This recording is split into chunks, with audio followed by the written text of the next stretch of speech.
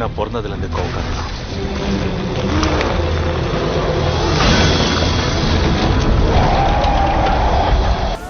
Welcome back to another video guys. நேற்று போட்ட வீடியோக்கு வந்து நல்ல ரெஸ்பான்ஸ் இருந்துச்சு, எல்லாருக்கும் ரொம்ப நன்றி. அதே ஃப்ளோவில் வந்து இன்றைக்கி வீடியோக்குள்ளே போயிடலாம். ஃபஸ்ட்டு நம்ம பார்க்கக்கூடிய படம் பேசஞ்சர்ஸ் அப்படிங்கிற படம் தான். ஒரு சைஃபை ஃபிலிம், சயின்டிஃபிக் ஃபிலிம். இது படத்தோட ஸ்டோரி என்னன்னா வந்து பூமியிலிருந்து 120 வருஷம் ட்ராவல் பண்ணி ஆவலான் அப்படிங்கிற ஷிப்பில் வந்து 5000 பேர் வந்து ஹோம்ஸ்டேட் அப்படிங்கிற புதுசாக ஒரு கிரகம் வந்து கண்டுபிடிச்சிருக்காங்க. அந்த கிரகத்துக்கு வந்து ட்ராவல் பண்ணி போகிறாங்க. அதுக்கு ட்ராவல் பண்ணி போக வந்து 120 வருஷம் ஆகும். இவங்க வந்து என்ன பண்ணுறாங்கன்னா அந்த ஸ்பேஸ் ஷிப்பில் வந்து எல்லாருமே தூங்கிக்கிட்டு போகிறாங்க. அந்த டெக்னாலஜி மூலியமாக பார்த்தீங்கன்னா எப்போ ஏறினாங்களோ அதே டைமில் வந்து போய் இறங்கிடுவாங்க, அதே ஏஜில் போய் இறங்கிடுவாங்க.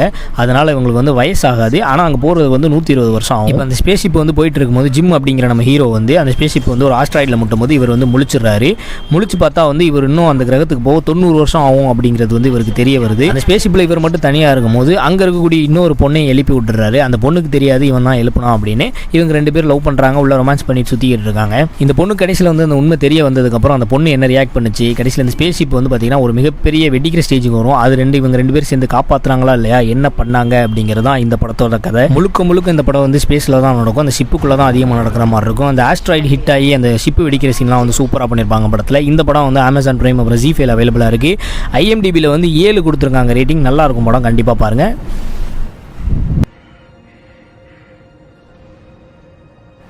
அடுத்து நம்ம பார்க்கக்கூடிய படம் இன்ஃபோனோ அப்படிங்கிற படம் தான். ஜாப்ரிஸ்ட் அப்படிங்கிற ஒரு சயின்டிஸ்ட் மக்கள் தொகையை கட்டுப்படுத்தணும், மக்கள் பாதி பேர் அழிச்சிடணும் அப்படின்னு சொல்லிட்டு இன்ஃபோனோ அப்படிங்கிற ஒரு வைரஸ் ஒன்று கண்டுபிடிக்கிறாரு. மக்கள் தொகை அதிகமானனால தான் நாட்டில் வந்து நோய்கள், நிறைய பிரச்சனைகள் வருது. அதனால் மக்கள் தொகையில் பாதி அழிச்சிட்டோன்னு வைங்களேன், எல்லாம் சரியாயிரும் அப்படின்னு சொல்லிட்டு இன்ஃபோனோங்கிற வைரஸை கண்டுபிடிச்சு அதை ஒழிச்சு வச்சிருக்காரு. இவரை வந்து நிறைய ஏஜென்ட் துரத்திட்டு வரும்போது அது எங்கே இருக்குது அப்படின்னு சொல்லாமல் சூசைட் பண்ணி செத்து போயிடுவார். இப்போ நம்ம ஹீரோவை காட்டுறாங்க, ராபர்ட் அப்படிங்கிறவர் ஹாஸ்பிட்டல்லேருந்து கண்ணு முழிக்கிறாரு. அவருக்கு வந்து எதுவுமே ஞாபகம் கிடையாது, அவர் யாருங்கிறது அவருக்கு ஞாபகம் இருக்காது. பக்கத்தில் வந்து சியனா அப்படிங்கிற ஒரு டாக்டர் இருக்காங்க, அவங்க தான் ஹீரோயின். அவங்க வந்து சொல்கிறாங்க, நீங்கள் வந்து ப்ரொஃபஸர், நான் உங்களை சின்ன வயசில் வந்து செமினார் எடுக்கும்போது நான் பார்த்துருக்கேன் அப்படின்னு சொல்லிட்டு சொல்கிறாங்க. இப்போ 2 பேரையும் கொல்றதுக்கு வந்து ஆட்கள் வராங்க. இவங்க 2 பேரும் வந்து இங்கேருந்து தப்பிச்சு அவங்க வீட்டுக்கு போகிறாங்க. அங்கே வந்து ஒவ்வொரு க்ளூவாக வச்சு இந்த வைரஸை வந்து கண்டுபிடிக்கணும்னு நினைக்கிறாரு. பட் அவர் யாருங்கிறது ஞாபகம் இருக்காது. எதுக்காக வந்து இவங்களை வந்து கொல்றதுக்கு வராங்க, இவருக்கும் அந்த வைரஸ்க்கு என்ன சம்பந்தம், இவர் எப்படி எல்லாத்தையும் மறந்தார் அப்படிங்கிறத வந்து ஒன்றா வந்து ரிவீல் பண்ணிட்டு வருவாங்க. பயங்கர மிஸ்ட்ரியாக இருக்கும் இந்த படம். நம்ம ஹீரோ ராபர்ட்டுக்கு வந்து நிறைய இல்லூஷனான விஷயம்லாம் நடக்கும். இல்லாதது வந்து இருக்கிற மாதிரி நினைப்பார். ரோடு ஃபுல்லாக வந்து மக்கள் கழுத்து திருப்பின மேனிக்காக பார்ப்பாரு, பாதி அழிஞ்ச மாதிரி பார்ப்பாரு. ஒவ்வொன்றா நடக்கும்போது ஒவ்வொரு க்ளூவாக வச்சு அந்த வைரஸை தேடி போய் கண்டுபிடிச்சாரா இல்லையா அப்படிங்கிறதான் வந்து பேலன்ஸ் ஸ்டோரி இந்த படத்தில். இந்த படம் MX Player, Amazon Prime அப்புறம் Sony Liveல வந்து அவைலபிளாக இருக்குது.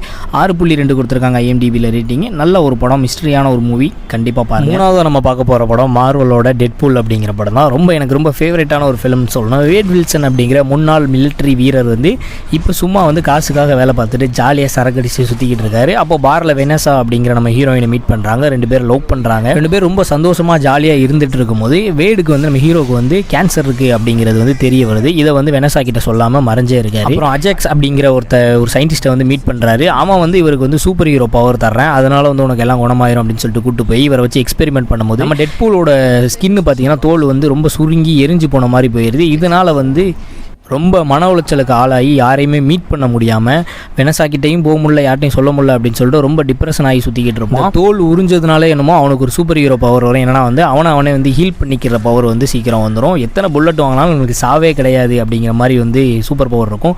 2 பாதியாக பிச்சு போட்டாலும் இவன் வந்து வளர்ந்துடும் உடம்பு, அந்த மாதிரி சூப்பர் பவர் இருக்கும். இப்போ அந்த அஜாக்ஸ் அப்படிங்கிற வில்லன் வந்து இவங்கிட்ட சொல்லுவான் அவனை சரி பண்ண முடியும் அப்படின்னு. அதுக்காக வந்து அவனை தேடி எப்படியாவது என்னை சரி பண்ணு, என்னை திருப்பி பழைய நிலைமை கொண்டு வா அப்படின்னு சொல்லிட்டு தேடி சுற்றிக்கிட்டு இருப்பான். கடைசியில் இவர் வந்து பழைய நிலைமைக்கு மாறினாரா இல்லையா, அந்த வில்லனை தேடி பிடிச்சி என்ன பண்ணாரு அப்படிங்கிறதா இந்த படத்தோட ஸ்டோரி. இதில் செகண்ட் பார்ட் வந்துச்சு, அதுவும் வந்து செம்ம ஃபன்னாக எடுத்திருப்பாங்க. இந்த டெட்பூல் வந்து பார்த்தீங்கன்னா படம் ஃபுல்லாக பேசிக்கிட்டே இருப்பான், அதுதான் பிளாஸ்ட் அப்படிங்கணும். எல்லாருக்கும் இது ஒர்க் அவுட் ஆகுமான்னு கேட்டிங்கன்னா வந்து ஆக்ஷன் படம்லாம் பார்ப்பீங்க, ரொம்ப பேசினா எனக்கு பிடிக்கும் அப்படின்னா வந்து கண்டிப்பாக அந்த படம் ஒர்க் அவுட் ஆகும். இந்த படம் வந்து Jio Hotstarல அவைலபிளாக இருக்குது. தமிழ் டப்பில் இருக்குது. 3 பார்ட் வந்துச்சு, 3 தமிழ் டப்பில் இருக்குது.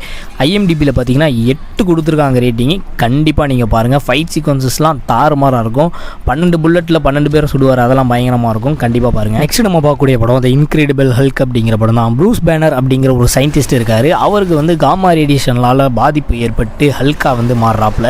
ரேடியேஷனால் மட்டும் அவர் ஹல்கா மாறல, அவரோட அப்பா வந்து டேவிட் பேனர் அப்படின்னு சொல்லிட்டு இருப்பார். அவர் வந்து சூப்பர் ஹியூமன் எக்ஸ்பெரிமெண்ட் பண்ணுவார். அதில் வந்து அவருக்கு அவரே வந்து இன்ஜெக்ஷன் போட்டு பண்ணனால அவரோட மூலியமாக வந்து ப்ரூஸ் பிறந்திருப்பார். அதனால் வந்து அந்த மியூட்டன் ஜீன் வந்து இவர் கூட இருந்தோடனே இந்த ரேடியேஷன் பட்டோன்னா அது வந்து ஆக்டிவேட் ஆகிருக்கும். இப்போ நம்ம பேனர் வந்து கோவப்பட்டா வந்து ஹல்கா மாறுவார். இவரால் கட்டுப்படுத்தவே முடியாது. அமெரிக்க மிலிட்ரி வந்து இவரை தேடி துரத்திக்கிட்டே இருப்பாங்க. இவர் வந்து என்ன பண்ணுவார், அவலத்தையும் போட்டு நொறுக்கிக்கிட்டே இருப்பார். கடைசியில் ஓடி போய் என்ன பண்ணுவார்னா மிஸ்டர் ப்ளூ அப்படிங்கிற ஒரு சயின்டிஸ்ட்டை வந்து பார்த்து, அவர் ஃப்ரெண்டு மாதிரி இருப்பார், அவரை வந்து பார்த்து இந்த ஹல்க் பவர் வந்து இப்படியே கண்ட்ரோல் பண்ணணும் அப்படிங்கிறத வந்து கற்றுக்கணும்னு நினைக்கிறாரு. அமெரிக்க மிலிட்ரி என்ன பண்ணுறாங்கன்னா அபோமினேஷன் அப்படிங்கிற ஒரு கிரியேச்சர் ஒன்று உருவாக்கி ஹல்க்கை வந்து கட்டுப்படுத்த நினைக்கிறாங்க. கடைசியில் வந்து 2 பேருக்கு சண்டை வருது. யார் ஜெயிச்சா, என்ன நடந்துச்சு, கடைசியில் ஹல்க் என்ன ஆனார் அப்படிங்கிறதான் இந்த படத்தோட கதை. ப்ராப்பராக பார்த்தீங்கன்னா வந்து இந்த இன்க்ரெடிபிள் ஹல்க் படம், ஹல்க்னு ஒரு படம் வந்துச்சு. இந்த 2 படத்தை தவிர எந்த படத்துலையுமே வந்து ஹல்க்கை வந்து ஒழுங்காக யூஸ் பண்ணலை அப்படின்னு தான் நான் சொல்லுவேன். இப்போ வந்து ஹல்க்குக்கு ஒரு படம் வந்துச்சுன்னு வைங்களாம், பயங்கரமாக இருக்கும். ஃபுல் அண்ட் ஃபுல் ஆக்ஷன் ஃபிலிமாக எடுத்தாங்கன்னா சூப்பராக பண்ணலாம். ஆனால் எடுக்க மாட்டாங்க கண்டிப்பாக.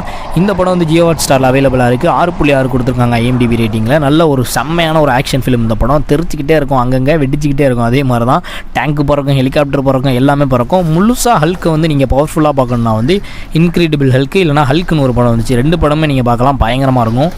அடுத்து நம்ம பார்க்கக்கூடிய படம் த இன்விடேஷன் அப்படிங்கிற படம் தான். படத்தோட ஆரம்பத்தில் ஒரு பிரம்மாண்டமான ஒரு மாளிகை ஒன்று காட்டுறாங்க. அங்கே வந்து ஒரு பொண்ணு இதெல்லாம் முடிய போகுது அப்படின்னு சொல்லிட்டு தற்கொலை பண்ணி செத்து போயிடறா.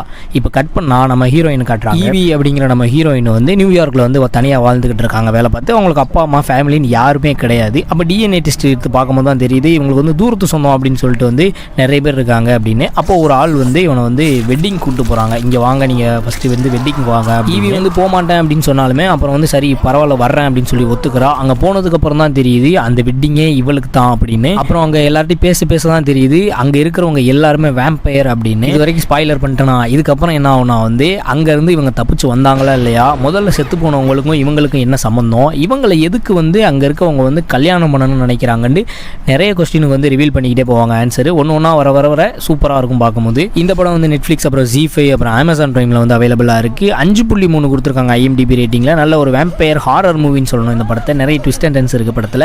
கண்டிப்பாக நீங்கள் பார்க்கணும் இந்த படத்தை.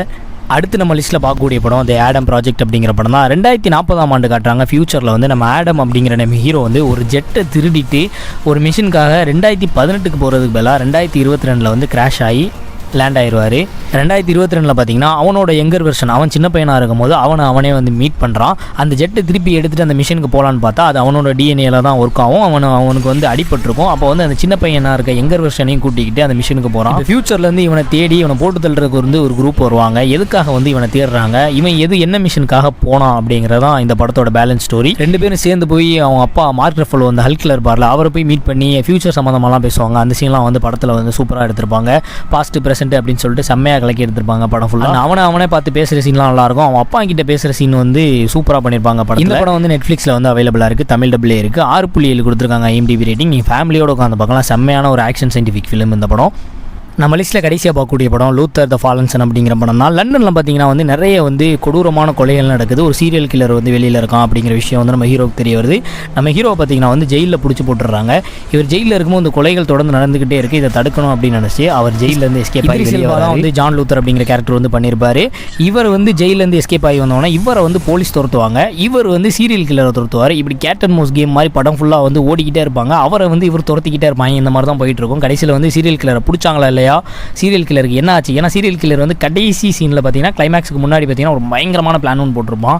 ஸோ இதெல்லாம் வந்து தடுத்து நிறுத்தினாரா இல்லையா அப்படிங்கிறதா இந்த படத்தோட ஸ்டோரி. இந்த படம் வந்து நெட்ஃப்ளிக்ஸில் அவைலபிளாக இருக்குது. 6.4 கொடுத்துருக்காங்க IMDb ரேட்டிங். செம்மையான ஒரு ஆக்ஷன் த்ரில்லர் படம், கண்டிப்பாக பாருங்கள்.